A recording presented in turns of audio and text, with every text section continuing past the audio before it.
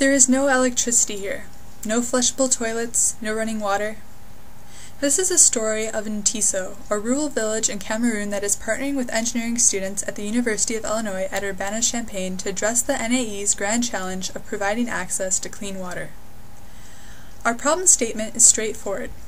Given a hillside spring with 0.55 liters per second flow, design a water distribution system to transport the water to nearby village of 930 people who are currently drinking contaminated water. As you'll soon understand, the problem is far more complex than we ever imagined. Ntisaw is located in the mountains in the northwest region of Cameroon. There are drastic elevation changes, even between neighboring huts. This makes designing a water system particularly tricky because areas of low pressure and high pressure must be correctly managed. We weren't always sure that we could provide Ntisaw with a centralized water system. The spring that is located about 2 kilometers from the village has low flow during part of the year. After carefully surveying and checking our calculations, we determined in January 2010 that we could bring the water to Ntisaw using a system of pressurized pipes, communal water stand pipes, and water storage tanks.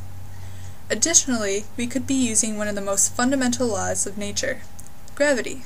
We wouldn't need to use any sustainable technology even. We won't need any energy source at all.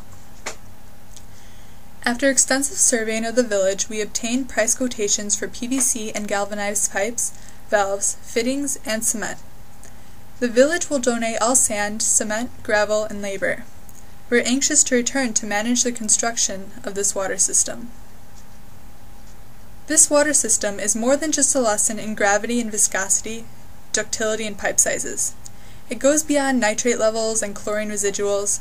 For the villagers, this water project will improve the health and quality of life for their children.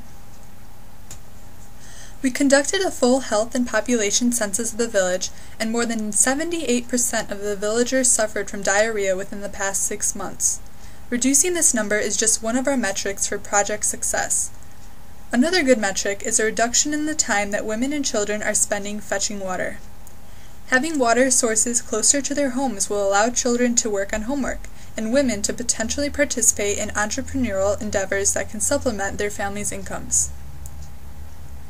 We've also been forced to step outside of our comfort zones as engineering students. Protecting the water source from fecal contamination by cattle is a major challenge.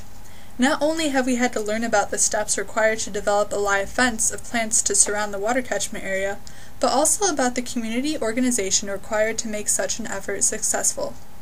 We've developed education programs for health and hygiene to bring to the schools and individual homes. We rewrote native songs that we heard to emphasize the importance of simple tasks that we take for granted, like washing hands. We've named this collaboration between the EWB UIUC chapter and the villagers the Ntisaw Village Water Partnership. It's been an entirely student-run commitment from the start. We've secured our own travel funding and corporate sponsorship, we've planned trip logistics, and we've taught ourselves engineering principles a couple semesters in advance. We are committed to the vision of the grand challenges. The Ntisaw Village Water Partnership is just a small contribution to the very important problem of providing access to clean water for the global population. It's also a grassroots training ground for a group of committed engineering students developing skills that are useful now and in the future. We know that engineering principles remain constant wherever we travel, but the culture, politics, and challenges aren't so straightforward. But we're ready. Socrates once said, "I'm not Athenian or Greek, I am a citizen of the whole world." And so are we, Engineers Without Borders, helping improve the lives of villagers across the world, designing a system to deliver something we all need: water.